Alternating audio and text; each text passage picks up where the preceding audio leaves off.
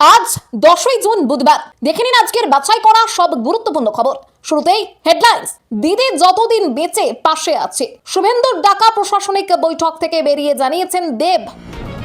বড় ধাক্কা হুমায়ুনের। কেন্দ্রীয় নিরাপত্তা তুলে নিল বিজেপি সরকার। দীঘার জগন্নাথ মন্দির থেকে সরল ধাম শব্দ। ওড়িশার প্রস্তাবে রাজি শুভেন্দু। সিআইডি তলবে ফের সাড়া দিলেন না অভিষেক। তৃতীয়বারও সিআইডি তলব এড়ালেন অভিষেক। ফের চেয়ে নিলেন সময়। রাজ্যে ফের শুরু 100 দিনের কাজ। জুলাই থেকে হবে 125 দিন, জানালেন দিলীপ ঘোষ। পুষ্পা ধরা পড়েছে, যুবরাজও পার পাবেন না। অভিষেককে নিয়ে বড় ইঙ্গিত দিলেন অগ্নিমিত্রা। এছাড়াও রয়েছে আরো বেশ কিছু খবর। বাংলা পলিটিক্সের সমস্ত খবর প্রতিদিন সকালে দেখতে সাবস্ক্রাইব করুন আমাদের বি পলিটিক্স চ্যানেলটি। আর একটা লাইক করার অনুরোধ রইল। আপনার একটা লাইক আমাদের কাজ করার উৎসাহ অনেকটাই বাড়িয়ে দেয়। এবার আসছি বিস্তারিত সংবাদে। পূর্ব মেদিনীপুরের কোলাঘাটে মুখ্যমন্ত্রী শুভেন্দু অধিকারীর প্রশাসনিক বৈঠক থেকে বেরিয়ে ঘাটালের সাংসদ দেব স্পষ্ট জানিয়ে দেন তিনি নতুন তৃণমূলে যাচ্ছেন না। তার কথাই, আমার ভালোবাসা সারা জীবন মমতা বন্দ্যোপাধ্যায়ের জন্য থাকবে। যতদিন মমতা বন্দ্যোপাধ্যায় বেঁচে রয়েছেন তার সঙ্গেই আছে। তবে নিজের ভবিষ্যৎ রাজনৈতিক পদক্ষেপ নিয়ে তিনি কোনো নিশ্চিত মন্তব্য করেননি।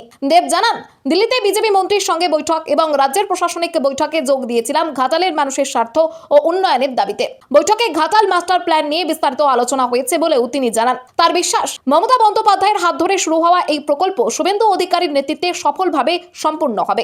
একই সঙ্গে তিনি বলেন, রাজনৈতিক মত পার্থক্য থাকলেও শুভেন্দু অধিকারী গণতান্ত্রিকভাবে নির্বাচিত মুখ্যমন্ত্রী, এই সত্য সবাইকে মানতে হবে। অন্যদিকে শুভেন্দু জানান, ঘাটাল মাস্টার প্ল্যান বাস্তবায়ন করা হবে এবং উন্নয়নই সবথেকে গুরুত্বপূর্ণ।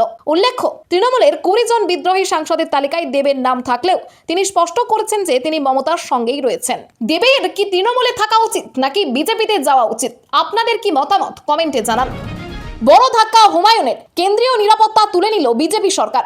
বাংলায় নতুন সরকার গঠনের 1 মাসের মধ্যেই কেন্দ্রীয় স্বরাষ্ট্র মন্ত্রক পশ্চিমবঙ্গের 18 জন রাজনৈতিক নেতা ও জনপ্রতিনিধির কেন্দ্রীয় সিআইএসএফ নিরাপত্তা প্রত্যাহারের সিদ্ধান্ত নিয়েছে।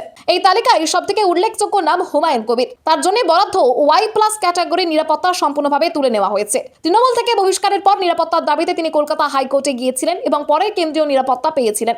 এখন থেকে তিনি সাধারণ বিধায়কদের মতো রাজ্যের নিরাপত্তাই পাবেন। তবে নওশাদ সিদ্দিকীর কেন্দ্রীয় নিরাপত্তা বহাল রয়েছে, কারণ তার ক্ষেত্রে হাইকোর্টের সরাসরি নির্দেশ ছিল।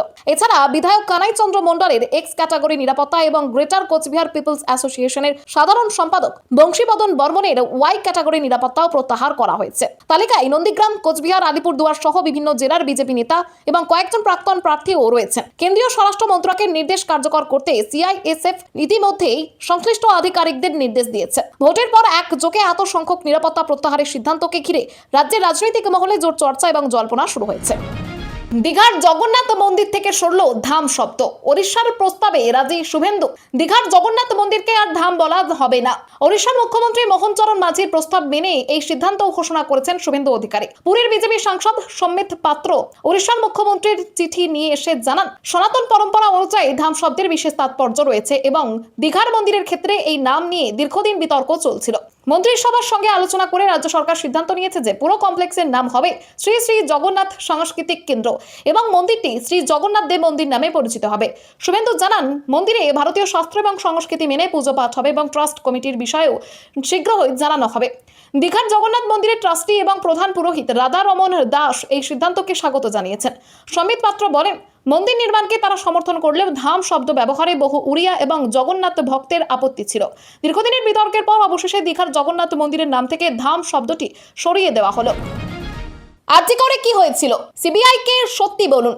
বিদ্রোহী সাংসদদের চ্যালেঞ্জ কল্যাণ ব্যানার্জির। তৃণমূলের ভাঙন ও বিদ্রোহী সাংসদদের এনডিএর দিকে ঝোঁকার আবহে দিল্লিতে সাংবাদিক বৈঠক করে কড়া আক্রমণ শানালেন কল্যাণ বন্দ্যোপাধ্যায়। তিনি বিদ্রোহী সাংসদদের বিশ্বাসঘাতক ও সুখের পায়রা বলে কটাক্ষ করেন এবং দাবি করেন ক্ষমতা ছাড়া তারা থাকতে পারবেন না। পাশাপাশি তিনি বলেন, বিজেপি তাদের নেবে না, কারণ বিভিন্ন অভিযোগের রিপোর্ট তাদের কাছেই রয়েছে। আরজিকর কাণ্ড প্রসঙ্গে কল্যাণ বিশেষভাবে নিশানা করেন দুই চিকিৎসক সাংসদ কাকলি ঘোষ দস্তিদার ও শর্মিলা সরকারকে। তার প্রশ্ন, আরজিকর ইস্যুতে তারা কবেই রাস্তায় নেমেছিলেন? একই সঙ্গে তিনি চ্যালেঞ্জ ছুড়ে বলেন, পারলে আরজিকরে কি হয়েছে সিবিআইকে গিয়ে বলুন। তার এই মন্তব্যকে ঘিরে নতুন বিতর্কও তৈরি হয়েছে, কারণ দীর্ঘদিন ধরে আরজিকর কাণ্ডের তথ্য গোপনের অভিযোগ রয়েছে। এছাড়া অভয়ার মা রত্না দেবনাথের বিজেপিতে যোগদান নিয়েও প্রশ্ন তোলেন কল্যাণ। তবে সব জল্পনার মাঝে তিনি স্পষ্ট করেন যে তিনি মমতা বন্দ্যোপাধ্যায়ের সঙ্গে ছিলেন, আছেন এবং থাকবেন। সিআইডি তলবে ফের সাড়া দিলেন না অভিষেক। বিধানসভার শহীদ জাল কাণ্ডে তদন্তের স্বার্থে সিআইডির তৃতীয় তলবেও সাড়া দিলেন না অভিষেক বন্দ্যোপাধ্যায়। মঙ্গলবার বিকেল 5টার মধ্যে হাজিরা দেওয়ার নির্দেশ থাকলেও তার আগেই চিঠি দিয়ে তিনি জানান বর্তমানে কলকাতায় না থাকায় হাজিরা দিতে পারছেন না। একই সঙ্গে তিনি আরও সময় চেয়েছেন এবং কলকাতা হাইকোর্টের দ্বারস্থ হওয়ার বিষয়টিও উল্লেখ করেছেন বলে সূত্রের খবর। এদিকে শহীদ জাল কাণ্ডে তদন্ত জোরদার করেছে সিআইডি। মঙ্গলবার কালীঘাটে মমতা বন্দ্যোপাধ্যায়ের বাড়ি লাগোয়া তৃণমূল কংগ্রেস কার্যালয় এবং অভিষেকের ক্যামাক স্ট্রিটের অফিসে সিআইডির পৃথক দল অভিযান চালায়। এই জোড়া অভিযানকে ঘিরে রাজ্য রাজনীতিতে ব্যাপক শোরগোল পড়েছে। উল্লেখ্য, এই মামলায় এখনো পর্যন্ত 3বার অভিষেককে তলব করেছে সিআইডি। প্রথমবার তিনি শারীরিক অসুস্থতার কারণ দেখিয়ে সময় চেয়েছিলেন। পরে 1 জুন তার বাড়িতে গিয়ে 7 দিনের মধ্যে হাজিরার নির্দেশ দেওয়া হলেও তিনি উপস্থিত হননি। এবারও চিঠি দিয়ে হাজিরা এড়িয়ে অতিরিক্ত সময় চেয়েছেন। ফলে পরবর্তী পদক্ষেপ হিসেবে সিআইডি কি সিদ্ধান্ত নেয় সেদিকেই নজর রাজনৈতিক মহলের। রাজ্যে ফের শুরু 100 দিনের কাজ, জুলাই থেকে হবে 125 দিন, জানালেন দিলীপ ঘোষ। মঙ্গলবার হাওড়ার রাজাপুর থানার জোয়ারগড়ি গ্রাম থেকে রাজ্যে 100 দিনের কাজের সূচনা করলেন দিলীপ ঘোষ। মাটি কেটে প্রকল্পের আনুষ্ঠানিক উদ্বোধন করে তিনি জানান রাজ্যে সম্পূর্ণ স্বচ্ছতার সঙ্গে 100 দিনের কাজ হবে এবং আগামী জুলাই মাস থেকে এই কর্মসূচি 125 দিনে উন্নীত করা হবে। মন্ত্রী জানান এই প্রকল্পের জন্য কেন্দ্রীয় সরকার ইতিমধ্যে 500 কোটি টাকা বরাদ্দ করেছে এবং গ্রামীণ উন্নয়নের জন্য আরও অর্থ বরাদ্দ করা হয়েছে। তার দাবি শুধুমাত্র প্রকৃত কর্মীরা এই কাজে যুক্ত হবেন এবং আগের সরকারের মতো কোনো ধরনের দুর্নীতি বরদাস্ত করা হবে না। উলুবেড়িয়া উত্তর কেন্দ্রের বিধায়ক চিরণ বেরার গ্রাম থেকেই এই কর্মসূচির সূচনা হয়। অনুষ্ঠানে উপস্থিত ছিলেন অমিত সামন্ত। এর আগে শুভেন্দু অধিকারী জানিয়েছিলেন কেওয়াইসি আপডেট থাকা প্রকৃত প্রাপকদেরই অগ্রাধিকার দেওয়া হবে এবং তাদের অ্যাকাউন্টে সঠিকভাবে টাকা পৌঁছানো নিশ্চিত করবে সরকার। দীর্ঘদিন পর 100 দিনের কাজ ফের চালু হওয়ায় গ্রামাঞ্চলের সাধারণ মানুষের মধ্যে খুশির পরিবেশ তৈরি হয়েছে। ফলতার পুষ্পা জাহাঙ্গীরকে ডায়মন্ড হারবার আদালতে পেশ, পাশে দাঁড়ালেন না কোনো আইনজীবী। মঙ্গলবার কড়া পুলিশি নিরাপত্তা এবং কেন্দ্রীয় বাহিনীর নজরদারিতে পুষ্পা নামে পরিচিত জাহাঙ্গীর খানকে ডায়মন্ড হারবার মহকুমা আদালতে তোলা হয়। আদালত চত্বরে কার্যত নিরাপত্তার চাদরে মুড়ে ফেলা হয়েছিল। আদালত চত্বরের ভিতরে এবং বাইরে বিপুল সংখ্যক পুলিশ এবং কেন্দ্রীয় বাহিনীর জওয়ান মোতায়েন করা হয় যাতে কোনো অপ্রীতিকর পরিস্থিতি বা বিশৃঙ্খলা তৈরি না হয়। প্রশাসন সূত্রে জানা গিয়েছে ফলতার প্রভাবশালী তৃণমূল নেতা তথা অভিষেক বন্দ্যোপাধ্যায়ের ঘনিষ্ঠ জাহাঙ্গীর খানের বিরুদ্ধে একাধিক গুরুতর অভিযোগে মামলা রুজু হয়েছে। আদালতে পেশের সময় তাই বিশেষ নিরাপত্তা ব্যবস্থা নেওয়া হয়। এদিন ডায়মন্ড হারবার ক্রিমিনাল কোর্টের বার অ্যাসোসিয়েশন জানিয়ে দেয় জাহাঙ্গীর খানের হয়ে কোনো আইনজীবী আদালতে দাঁড়াবেন না, যা নতুন বিতর্কের জন্ম দিয়েছে। উল্লেখ্য 29 এপ্রিল ফলতা বিধানসভা কেন্দ্রে ভোট গ্রহণের সময় ব্যাপক রিগিং, ভোটারদের ভয় দেখানো এবং ইভিএম এ সেলোটেপ লাগানোর অভিযোগ ওঠে। পরবর্তীতে পুনর্নির্বাচনের সিদ্ধান্ত নেওয়া হয় এবং 21 মে ভোট গ্রহণ অনুষ্ঠিত হয়। তবে পুনর্নির্বাচনের 48 ঘন্টা আগে জাহাঙ্গীর নিখোঁজ হয়ে যান। শেষ পর্যন্ত নেপাল সীমান্ত থেকে তাকে গ্রেপ্তার করে রাজ্য পুলিশের স্পেশাল টাস্ক ফোর্স। পুষ্পা ধরা পড়েছে, যুবরাজও পার পাবেন না। অভিষেককে নিয়ে বড় ইঙ্গিত দিলেন অগ্নিমিত্রা।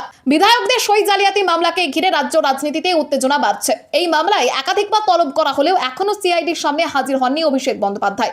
এই পরিস্থিতিতে তাকে তীব্র আক্রমণ করেছেন বিজেপি বিধায়ক তথা রাজ্যের পুর ও নগর উন্নয়ন মন্ত্রী অগ্নিমিত্রা পাল।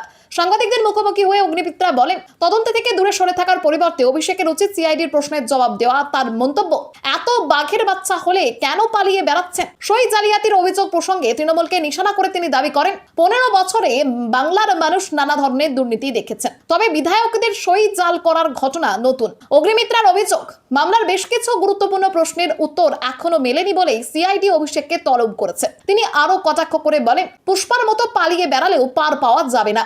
একই সঙ্গে তিনি দাবি করেন সই জাল এবং সংশ্লিষ্ট চিঠির বিষয়ে অভিষেককে সিআইডির কাছে ব্যাখ্যা দিতেই হবে। এই ঘটনায় রাজনৈতিক চাপানোতর আরো তীব্র হয়েছে এবং এখন নজর রয়েছে অভিষেক কবে তদন্তকারীদের সামনে হাজির হন তার দিকে। সই জালিয়াতি তদন্তে তৃণমূলের দলীয় কার্যালয়ে সিআইডির হানা, তোলপাড় কালীঘাট। বিধায়কদের সই জালিয়াতি মামলা তদন্তে কালীঘাটে অবস্থিত তৃণমূল মূল দলীয় কার্যালয়ে তল্লাশি চালায় সিআইডি। অভিযোগ বিতর্কিত চিঠি ও স্বাক্ষর সংক্রান্ত রেজলিউশন এই কার্যালয়েই তৈরি হয়েছিল এবং সই সংগ্রহের প্রক্রিয়াও এখানেই সম্পন্ন হয়েছিল। সেই সূত্র ধরেই প্রায় 30 জন আধিকারিকের একটি দল কার্যালয়ে পৌঁছে তল্লাশি শুরু করে। তদন্তকারীদের দাবি অভিষেক বন্দ্যোপাধ্যায় লিখিতভাবে জানিয়েছেন যে বিধায়কদের স্বাক্ষর দলের কেন্দ্রীয় কার্যালয়ে সংগ্রহ করা হয়েছিল। সেই তথ্যের ভিত্তিতেই তল্লাশির সিদ্ধান্ত নেওয়া হয়েছে। প্রথমে তৃণমূল নেতারা আপত্তি জানালেও দীর্ঘ বাদানুবাদের পর সিআইডি কার্যালয়ে প্রবেশ করে। একই সময়ে ক্যামাক স্ট্রিটে অভিষেক বন্দ্যোপাধ্যায়ের অফিসেও সিআইডির আরেকটি দল পৌঁছে তল্লাশি চালায়। অন্যদিকে মঙ্গলবার বিকেল 5টায় হাজিরার নির্দেশ থাকলেও অভিষেক ফের সিআইডি তলব এড়িয়ে আরও সময় চেয়ে চিঠি পাঠিয়েছেন। বর্তমানে তিনি দিল্লিতে রয়েছেন বলে জানিয়েছেন। উল্লেখ্য বিধানসভার বিরোধী দলনেতা নির্বাচনকে কেন্দ্র করে স্বাক্ষরে গরমিলের ধরা পড়ার পর ঋতব্রত বন্দ্যোপাধ্যায় এবং সন্দীপন সাহা অভিযোগ তোলেন। সেই অভিযোগের ভিত্তিতে দায়ের হওয়া এফআইআর এর তদন্তে সিআইডির এই তল্লাশি অভিযান। কোটি টাকা তোলাবাজির অভিযোগ আদালতে তোলার সময় সব্যসাচী দত্তকে লক্ষ্য করে ডিম গোবর। কোটি টাকা তোলাবাজি, মানসিক নির্যাতন এবং খুনের হুমকির অভিযোগে সোমবার গভীর রাতে গ্রেপ্তার হন সব্যসাচী দত্ত। মঙ্গলবার তাকে বিধাননগর আদালতে তোলা হলে সেখানে উত্তেজনামূলক পরিস্থিতির সৃষ্টি হয়। অভিযোগ, আদালত চত্বরে উপস্থিত একাংশ বিক্ষোভ দেখিয়ে সব্যসাচীকে লক্ষ্য করে ডিম ও গোবর ছোড়েন। অভিযোগকারী স্থানীয় ব্যবসায়ী মধুসূদন চক্রবর্তী দাবি করেছেন 2018 সালের ফেব্রুয়ারিতে সব্যসাচী তার কাছ থেকে নগদ 1 কোটি টাকা নিয়েছিলেন। পরে টাকা সংক্রান্ত বিরোধের জেরে দীর্ঘদিন মানসিক চাপ এবং প্রাণনাশের হুমকি দেওয়া হয়। সরকার পরিবর্তনের পর সাহস পেয়ে তিনি থানায় অভিযোগ দায়ের করেন। এই অভিযোগের ভিত্তিতে তদন্ত শুরু করে পুলিশ এবং নিউ টাউনের একটি আবাসন থেকে সব্যসাচীকে আটক করে। পরে জিজ্ঞাসাবাদের পর তাকে গ্রেপ্তার করা হয়। তবে সব্যসাচী সমস্ত অভিযোগ অস্বীকার করে দাবি করেছেন তাকে উদ্দেশ্যপ্রণোদিতভাবে ফাঁসানো হয়েছে। উল্লেখ্য, সদ্য সমাপ্ত বিধানসভা নির্বাচনে তিনি বারাসাত কেন্দ্র থেকে তৃণমূলের প্রার্থী ছিলেন। তার গ্রেপ্তারি ও আদালত চত্বরে বিক্ষোভকে ঘিরে রাজনৈতিক মহলে ব্যাপক চর্চা শুরু হয়েছে। 2 বছর ধরে কাজ করতে দেয়নি তৃণমূল, শুভেন্দুর সামনে দলের বিরুদ্ধে ক্ষোভ জুন মালিয়ায়। কোলাঘাটে পূর্ব এবং পশ্চিম মেদিনীপুর এবং ঝাড়গ্রামের উন্নয়ন সংক্রান্ত প্রশাসনিক বৈঠকে মুখ্যমন্ত্রী শুভেন্দু অধিকারীর সামনে নিজের দলের বিরুদ্ধে ক্ষোভ প্রকাশ করলেন মেদিনীপুরের তৃণমূল সাংসদ জুন মালিয়া। তার অভিযোগ, 2024 সালে সাংসদ নির্বাচিত হওয়ার পরও গত 2 বছর ধরে তৃণমূল কংগ্রেসের একাংশের অসহযোগিতার কারণে তিনি নিজের এলাকায় স্বাধীনভাবে কোনো কাজ করতে পারেননি এবং বহু উন্নয়নমূলক প্রকল্প আটকে রয়েছে। এই মন্তব্য বিশেষ তাৎপর্যপূর্ণ, কারণ বিদ্রোহী সাংসদদের তালিকায় থাকা জুন মালিয়া আগের দিনই কেন্দ্রীয় মন্ত্রী ভূপেন্দ্র যাদবের সঙ্গে বৈঠকে যোগ দিয়েছিলেন। অন্যদিকে একই বৈঠকে উপস্থিত দেব কোনো অভিযোগ না তুলে ঘাটাল মাস্টার প্ল্যান বাস্তবায়নের দাবিতেই জোর দেন। বৈঠক শেষে শুভেন্দু জানান, ঘাটাল মাস্টার প্ল্যানের বাস্তবায়নে তার সরকার উদ্যোগী হবে। দেব বলেন, মমতা বন্দ্যোপাধ্যায়ের স্বপ্নের এই প্রকল্প শুভেন্দুর হাত ধরে সম্পূর্ণ হবে বলে তার বিশ্বাস। জুন মালিয়ার মন্তব্যকে ঘিরে তৃণমূলের অভ্যন্তরীণ বিভাজন এবং অসন্তোষ নিয়ে নতুন করে রাজনৈতিক আলোচনা শুরু হয়েছে। বিপদে থেকে দেখিয়ে দেব আমার রক্তে বেমানি নেই। তৃণমূলের দুঃসময়ে আবেগ ঘন পোস্ট কুণাল ঘোষের। 2026 সালের বিধানসভা নির্বাচনে পরাজয়ের পর তৃণমূল কংগ্রেসে ভাঙন এবং দল বদলের আবহে নিজের অবস্থান স্পষ্ট করলেন দলের রাজ্যের মুখপাত্র কুণাল ঘোষ। যখন দলের একাংশের সাংসদ, বিধায়ক এবং কাউন্সিলরের অবস্থা নিয়ে জল্পনা চলছে, তখন ফেসবুক পোস্টে তিনি জানান যে দলের কঠিন সময়ে তিনি দল ছেড়ে যাবেন না। সোমবার রাতে করা পোস্টে কুণাল লেখেন, আমি হয়তো অনেকের কাছে খারাপ, কিন্তু এত খারাপ নই যে দলের সংকটের সময় নিজের অঙ্ক কষে পালাবো। তিনি আরো বলেন, দলের বিপদের সময় পাশে থেকে প্রমাণ করে দেবেন যে তার রক্তে বেইমানি নেই। পাশাপাশি তিনি জানান, যারা মমতা বন্দ্যোপাধ্যায়ের সঙ্গে থাকবেন তাদের সহযোদ্ধা হিসেবেই তিনি থাকবেন। এদিকে সূত্রের খবর, দিল্লিতে 20 জন সাংসদের একটি বৈঠক ঘিরে জল্পনা তৈরি হয়েছে। তাদের একাংশ স্পিকার ওম বিড়লাকে চিঠি দিয়ে পৃথক গোষ্ঠীর স্বীকৃতি চাওয়ার কথা ভাবছেন বলে আলোচনা চলছে। এই পরিস্থিতিতে তৃণমূলে ভাঙন এবং বিদ্রোহের মাঝেও কুণাল ঘোষ প্রকাশ্যে দল এবং মমতা বন্দ্যোপাধ্যায়ের প্রতি আনুগত্যের বার্তা দিয়েছেন। অবশেষে বাংলায় বর্ষার প্রবেশ, উত্তরবঙ্গের একাধিক জেলায় ভারী বৃষ্টির সতর্কতা। দীর্ঘ অপেক্ষার পর অবশেষে বাংলায় প্রবেশ করলো দক্ষিণ পশ্চিম মৌসুমী বায়ু। মঙ্গলবার উত্তরবঙ্গের একাধিক জেলায় বর্ষা ঢুকে পড়েছে বলে জানিয়েছে আলিপুর আবহাওয়া দপ্তর। কালিম্পং, কোচবিহার, আলিপুরদুয়ার, জলপাইগুড়ির বেশিরভাগ অংশ এবং দার্জিলিং এর কিছু অংশে মৌসুমী বায়ু প্রবেশ করেছে। আবহাওয়া দপ্তরের পূর্বাভাস সব ঠিক থাকলে আগামী 4 থেকে 5 দিনের মধ্যে গোটা রাজ্যে বর্ষা ছড়িয়ে পড়বে। বর্ষার প্রবেশের ফলে জলপাইগুড়ি, কোচবিহার ও আলিপুরদুয়ারে ভারী থেকে অতি ভারী বৃষ্টির সম্ভাবনা রয়েছে।